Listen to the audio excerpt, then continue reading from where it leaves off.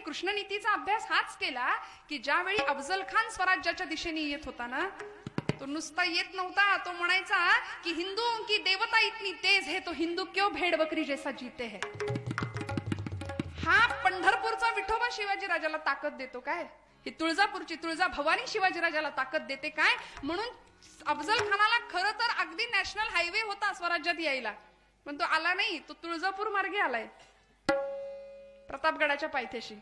खरं तर सरळ येऊ शकत होता विजापूरहून डायरेक्ट प्रतापगडापर्यंत, सरळ रस्ता आहे की नाही. आता तर हायवे, म्हणजे आता नाही यायचा तो, आहे की नाही, सरळ रस्ता होता. पण नाही, त्याला असं वाटलं की ही भवानी तलवार राजाकडे, ही भवानी राजाला ताकद देते तुळजापूरची.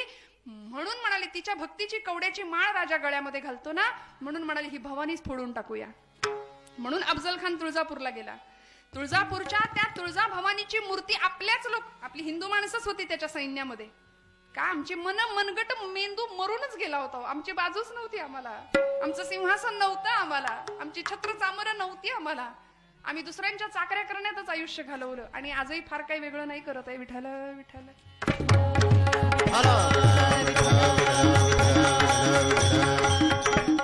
आणि तो अफजल खान ज्यावेळी आपल्या सरदारांना सांगतो की आणा ती देवीची गंडकी शिळेची मूर्ती उपटून काढा, आणि ऐका श्रोते हो, आपल्याच माणसांनी, त्याच्याकडे चाकरी करणाऱ्या लोकांनी त्या तुळजा भवानीच्या आदिशक्तीची गंडकी शिळेची मूर्ती उपटून हत्तीवर बसलेला तो क्रूर कर्मा अफजल खान नावाचा पठाण त्याच्याकडे ती मूर्ती दिलीये.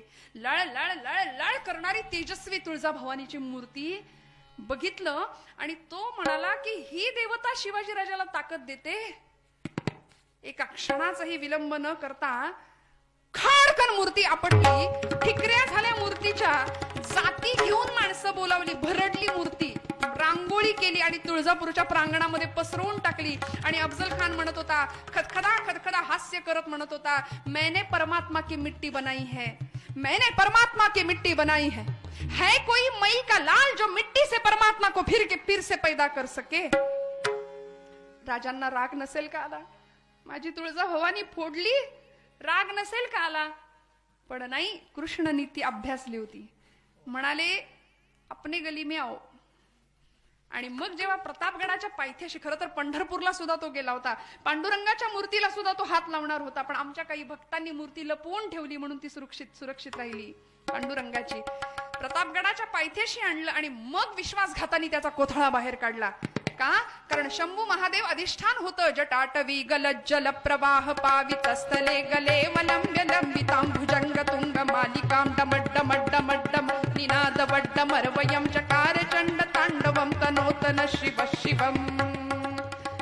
जटाकटाह संभ्रम भ्रमन् निलिम्ब निर्झरी विलोल वीचि वल्लरी विराजमान मूर्धनि धगद् धगद् धगज्ज्वलल्ललाट पट्ट पावके किशोर चंद्रशेखरे रति प्रतिक्षणं मम. धराधरेन्द्र नंदिनी विलास बंधु बंधुरस्फुरद् दिगंत संतति प्रमोदमान मानसे कृपा कटाक्ष धोरणे निरुद्ध दुर्धरापदि क्वचित् दिगंबरे मनो विनोद मेतु वस्तिनि. ओम नमः शिवाय, ओम नमः शिवाय अधिष्ठान होतं शंभू महादेवांचं. का? कारण भक्तीची परिसीमा काय होती? राष्ट्रभक्ती, देशाप्रतीची भक्ती, मातीप्रतीची.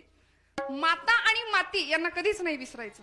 जन्म घेतो मातेच्या उदरामध्ये आणि जायचंय शेवटी मातीमध्ये. माता आणि माती या एका वेलांटीचा फरक म्हणजे आमचं सगळं आयुष्य आहे, लक्षात घ्या. आणि म्हणून असा अध्यात्म, अशी भक्ती आम्हाला कळावी, नामस्मरण घडावा, महापुरुषांचा संतांचा संग आम्हाला घडावा, ही एकनाथ महाराजांची अपेक्षा आहे. हाची माझा नेम सिद्धी नेई. आणि मग हे सगळं झाल्यानंतर काय घडावं? पायी तीर्थयात्रा मुखी रामनाम, हाची माझा नेम सिद्धी नेई. काय हुशार आहेत संत बघा. माझा नेम तू सिद्धीला ने म्हटले, माझं काम तूच कर देवा. आणि देव सांभाळतो भक्ताला, भगवंत भक्ताला सांभाळतो. अनन्याश्चिंतयन्तो माम ये जना पर्युपासते योगक्षेमं वहाम्यहं. सगळा योग भगवंत वाहतो भक्ताचा. आम्हालाच असं वाटतं मी करतो मी करतो मी करतो, पण नाही, सगळं सोपवावं त्याच्यावर. बघेल ना तो. विश्वास ठेवूया थोडासा, संतांवर ठेवूया, भगवंतावर थोडासा ठेवूया आणि आपलं कर्म, आपले प्रयत्न उत्तम प्रकारे करत राहूया. पायी तीर्थयात्रा, नाथांनी मागणं मागितलं, माझ्याकडून तीर्थयात्रा घडू दे. सगळ्या संतांनी तीर्थयात्रा केलीये, स्वतः ज्ञानराजांनी तीर्थयात्रा केली, 1 वर्षाची तीर्थावळी केली. ज्ञानराज नामदेव महाराजांना म्हणाले, नाम्या चल तीर्थयात्रेला बाहेर पड. नामदेव महाराज काय म्हणायचे माहितीये का? नाही, माझा पांडुरंग विटेवरच आहे. कारण लहानपणापासून तोच पांडुरंग नामदेवांकडून जेवला होता, खेळला होता, हसला होता, बोलला होता, त्यांच्या कीर्तनात नाचला होता. नामदेव महाराज म्हणायचे, माझा पांडुरंग विटेवर आहे, मी त्याला सोडून कुठे नाही जाणार. पण ज्ञानदेवांना कळत होतं. म्हणाले, नाम्या शिंप्याच्या जातकुळी जन्माला आलास ना वेड्या, जगाला कळू दे रे नाम्या की नामदेव नावाचा शिंपी हा फक्त कपडे शिवणारा शिंपी नाही, अवघा देश आणि अवघा प्रांत शिवायला निघालाय प्रेमाच्या धाग्यानी आणि भक्ती नावाच्या सुईनी. अवघा प्रांत जोडला नामदेव महाराजांनी आमच्या. बाहेर पडले. 1 वर्ष ज्ञानदेवांबरोबर आणि पुढची 40 वर्ष एकनाथ नामदेव महाराज स्वतः एकटे फिरले, तीर्थयात्रा केली. आणि तीर्थयात्रा केल्यानंतर कळालं की माझा पांडुरंग फक्त राऊळात नाही, तो कुठे? तीर्थ विठ्ठल, क्षेत्र विठ्ठल, तीर्थ विठ्ठल, क्षेत्र विठ्ठल, देवा विठ्ठल, देवा पूजा विठ्ठल,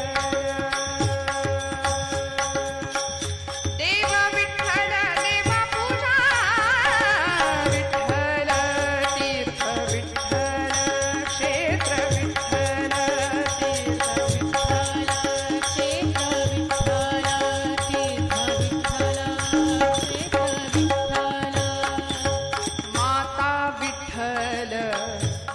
विठ्ठल, कुठे भगवंत? आईच्या चरण स्पर्शात आहे, बापाच्या चरण स्पर्शात आहे आणि त्यालाच आम्ही विसरतो. दिवस दिवस आईचं तोंड न बघणारी कार्टी आमच्या घरात आहे, आईला बघत पण नाही. नामदेव महाराज म्हणतात, पांडुरंग कुठे? माता विठ्ठल, पिता विठ्ठल, बंधू